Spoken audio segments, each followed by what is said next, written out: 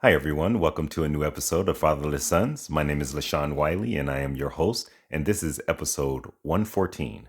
On today's episode, we are going to cover side hustles under the segment of building your empire. Under Couch Time, we're going to talk about employees versus bosses, and stick around towards the end because I do have a fatherless and famous person I want to recognize on that portion of the segment. So stick around towards the end. All right, so let's dive right into it. Let's not waste any time. Building your empire. This is a segment where we cover things that you can do to build your own personal empire, build your wealth, and achieve financial freedom. Whenever I would coach people, I would tell them develop a side hustle, something that you really enjoy doing, and that side hustle can one day turn into a really big business. Most of us, have day jobs. We have 9 to 5s where we actually have to go to work and pay our bills and earn some money and support our families. Most people are this way. Okay. If you're normal in US, this is where you're going to land, at least when you get started anyway. So, a side hustle, I think, should be focused on things that you know, things that you already understand and have a capacity for doing. A lot of times, things that you do at your job can translate into a side hustle. Maybe you work at a restaurant and you work in the kitchen at the restaurant. And because you worked at this restaurant for, let's just say, 5 or 10 years, you learned a lot about cooking and cooking certain dishes, and you develop some dishes and tastes and items of your own. So maybe part of your side hustle is going to be something like cooking that particular item. Maybe it's even cooking desserts. Maybe it's cooking a specialty item. Maybe a dish from your culture that you like to cook. And you notice that there are people who are looking for these dishes, but they really don't want to cook them themselves. It takes too much time, but they really want that home cooked meal. And you cook for a community that it has a demand for this item. They love your cooking, and before you know it, you generate enough business and enough money to turn that side hustle of just selling pies or selling dishes into one day buying yourself a food truck, and now you name this food truck based on the culture or the cooking that you're doing, and start selling food from the food truck. Maybe you're starting off on the weekend because you're working Monday through Friday at your day job, and eventually you would want to see that grow into enough income to where you can leave your day job. And that's always a scary moment, leaving your day job to go to your side hustle or turn your side hustle into a full business. But this is ultimately the goal. So I would say make your side hustle something that you already understand and know how to do or have a capacity for. Another ideal or example is maybe when you were younger, you always did the lawn at your parents' and your grandparents' house, and you also did it for a cousin or an auntie, and you got really good at cutting grass. So you were good with the edger, you were good with the lawnmower, you're good with the trimmers. You knew how to do everything you need to do with the blower, leaf blower. So basically, you can do a lawn in a short amount of time because you got really good at it over the years. Well, because you know how to do it, that is a skill. That is something that maybe a person next to you don't know how to do. Maybe you decide to open up a lawn care business. Okay. And this is a lawn care business of your own. You get a truck, you get a lawnmower, you get a trailer, you get all the equipment that you need to actually do the lawn. And on the weekends, you pick up extra cash doing something like this. Your side hustle could be anything. It could be something online. It could be something dealing with AI. It could be something that you have a knowledge on how to perform, and you start your own. Maybe it's something you're doing at your day job, and you branch off and do a portion of it or a smaller version of what you're doing at your job with your own name, as long as there's no conflict at your job.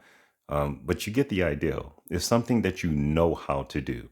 When you do come up with an ideal, you want to test that ideal first. And I always used to coach my mentees and people, my clients, whenever I would coach them on this topic. I would say, if you want to start your own business, you need to test the ideal to make sure you can get customers. And the way you test it is if you can find 5 people I would give it a range depending on what it is you're trying, what service or product you're trying to sell. So I would say 3 to 5 people who would pay you for your product or your service. It could be at a discounted price. That's fine too. But you have to do the prep, create the item, and sell the item to 5 different paying customers. Or maybe it's a service. You find 5 different customers to provide this service. Now, when you do this, you're going to learn a lot of things. Number one, you're going to learn about the demand for what it is that you're trying to provide. That's important because if there's no demand for what you have, then maybe you're barking up the wrong tree. Okay. The other thing you're going to learn is how much effort and work and labor and time it takes to produce whatever it is you're selling. And then when you get the money, if it's a discounted price, kind of put that into perspective as well. But let's say you took the discounted price for 5 different people and just imagine it was full price. Is the labor and the effort and the work worth full price? You got to just be honest with yourself and ask that question. Because if it's not worth it, then once again, you're barking up the wrong tree. Maybe you thought the idea was a great idea, but it turns out that it's not really a good idea and it's time to move to the next ideal. You keep jumping to the next ideal until you find an ideal that checks all of the boxes. Number one, it's an item that's in demand. Number two, the labor that you put into it and the effort that you put into it is worth the pay that you're going to get.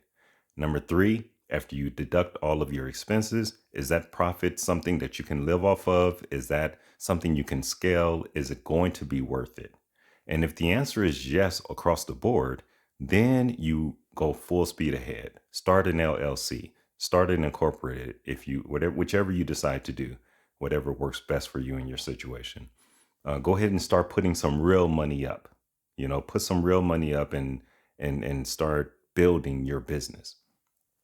Example of this is I did this when I opened up my recording studio. First, I needed to have some clients, people that would pay me to engineer their recording sessions, um, which that was no problem. Then I needed to have a space to actually run this business, which I created a space. Then I needed the equipment. After I had the customers, I knew the demand was there and the money was worth it. Then it was just about investing in me and buying the equipment, which I eventually did. So you can, test your ideal with very little money. If it takes off, then put the big money into it. If you see that it's worth it, then put the time into it. Try to grow it, try to scale it, and eventually one day you will be able to graduate from your 9 to 5 over to your business. Okay. So that's where we'll leave it on side hustles. If you guys have any questions about a side hustle that you're thinking about, leave it in the comments. Maybe I can give you some feedback on what I think about it. But really, it's all about what you think about it. If this is something you believe you can do, okay, as a side hustle. All right, so let's jump over to couch time. And today, couch time is going to be related a little bit to building your empire topic. So we talked about side hustles and building your empire. I want to talk about being an employee versus being a boss. And you have to be very clear about what that means. This is why I really wanted to talk about this because some people say they want to be successful, they want to be the boss, but they really don't know what that means. Or maybe they have an ideal, but they think that they can delegate being the boss. It sounds great to be the boss. It sounds liberating to be the boss, but do you really want to be the boss? Or are you really an employee? Are you a satisfied employee that does not want the added responsibility of being a boss? You have to be honest with yourself. If you're an employee, be honest and admit that you're an employee. And don't try to be a boss or say you want to be a boss when you're really happy just being an employee. But you can't also complain about the things you don't get that employees normally don't get. You can't complain. It's like they want the great things of being a boss, but they don't want to pay the price. For example, bosses have to work overtime. They have to work more than 8 hours. They have to work 12 hours. They have to work sometimes 15 hours because that is the cost to be the boss. Bosses have to make tough decisions. They have to sometimes let people go. They have to sometimes tell customers no. That is what being the boss is. Putting in that extra time, putting in your money, taking risk, taking a chance, investing and hoping that it works even though it may not work. That's all covered under being a boss. Now, people like to focus on the perks of being a boss, which is you get to set your own hours. You get to be the person who says yes or no to something. You don't have to go ask for permission. You can leave whenever you want to leave. You can open your doors and close your doors and be open for business one day and close for business the next day because you get to set the hours. I see this sometimes from people who actually open for business thinking that that's going to fly, that that's going to work. Those are those mom and pops restaurants that open up on, 6 days a week. And then a month later, they only open up 5 days a week. And then 2 months later, they back to 6 days a week again. Sometimes they close at 9 p.m., but other times they close at 8 p.m. because it was slow. And the customer who comes at 8:30 is just out of luck.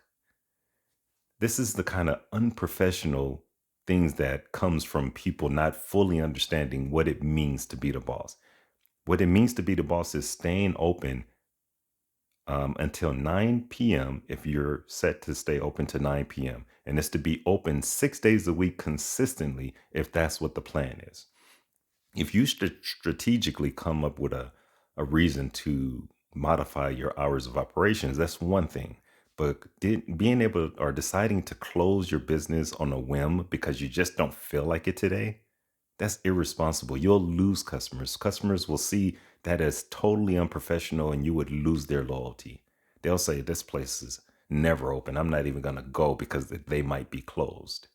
So if you want things to stay simple, if you want to just clock in and not have a headache from anyone and not be responsible for anything and leave on time, stay an employee. If you don't want to be responsible, stay an employee. If you don't want to be the bad guy that says no sometimes, just stay an employee. And that's perfectly okay too. If that's who you are, just be honest with yourself. Now let's go to our fatherless and famous. Today's episode, I want to focus on someone who is very historic, very important, and it's a lady. So I'm not focusing on the guy today, it's a lady. That person is, drum roll please, Rosa Parks. I don't think I knew that she grew up in a fatherless home, but this was a very interesting one because I enjoyed getting some background and details about what happened with her. So at the age of 2, Rosa's dad decided to leave the family. He left Rosa and her brother, who's 2 years younger than her. But he decided to leave the family. He just had enough of being a father and being a family man. He was already kind of like a tumbleweed, kind of like always in the streets. But by the time she turned 2, he was just like, enough of this, I'm out of here. And he exited her life and never really came back officially or fully involved back in her life. He only came back once just to kind of get some money when after she became a somebody and very famous. But for the most part, he kind of stayed out of her life and stayed out of his wife, or at this time his ex-wife, Leona, Rose's mom, stayed out of their life. So as most of you know, hopefully, Rosa was a very key person in the civil rights movement. Back in 1955, after getting off work from being a seamstress, she was tired and decided to get on the bus, take the bus ride home, but um, she was asked to give up her seat. So a lot of people think that she was sitting in the white section. This is during Jim Crow when the bus was segregated. The black people sat in the back, white people sat in the front of the bus. Rosa was actually sitting in the back of the bus where she was supposed to sit, where her designated place to sit. And whenever the bus would get full, then the white people could ask, or the driver even could ask the people, black people in the back in their section, to stand up and surrender their seat for standing white individuals. So that's actually what happened.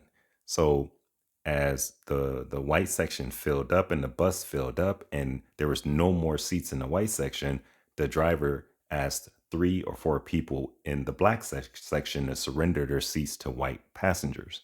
And the three others that was with Rosa actually stood up and surrendered their seats. But Rosa decided not to surrender her seat because she's like, I'm in my place. I'm tired. I don't want to get up. And she didn't get up.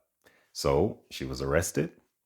And this led to a bus boycott.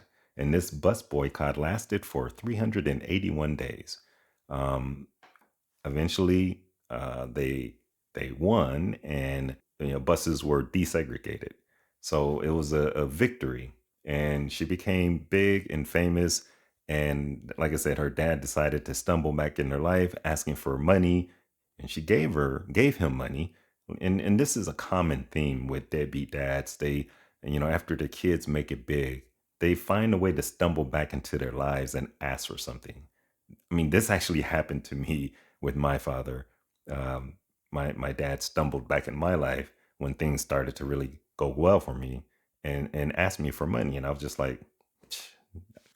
Now Rosa's net worth at the time that she died, at the ripe age of 92 years old, her net worth was $372,000. Okay, so not a whole lot of money, not into the millions, but hey, 372 still not bad. Back in that days, that's not too bad at all.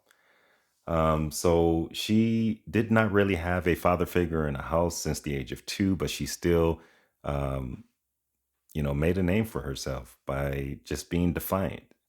That kind of proves that you don't have to come from money, and you don't even have to establish a whole lot of money to make a name for yourself. It's all about you and the grit that you have and what you decide to do with your grit. All right. Thanks for joining me today. And on this episode, go ahead and leave your comments if you have any. If you have a story that you want to share, leave that in the comments as well. And until next time, see you all later.